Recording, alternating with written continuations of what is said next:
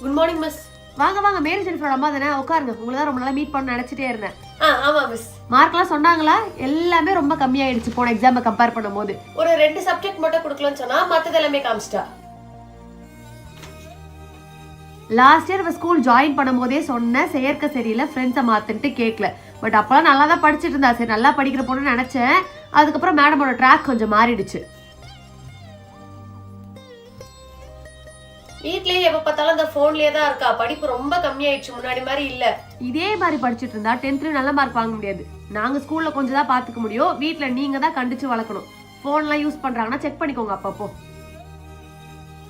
சரி மிஸ், நான் வீட்ல பாத்துக்கிறேன். நீங்களும் படிக்கலாம், 2 அடியை போட்டு படிக்க வச்சிருங்க. 10th மார்க் ரொம்ப முக்கியம் இல்ல. நெக்ஸ்ட் எக்ஸாம் நல்லா பண்றேன் மிஸ். சரி போயிட்டு வாங்க. ரொம்ப தேங்க்ஸ் மிஸ். நெக்ஸ்ட் பேரண்ட் வாங்க.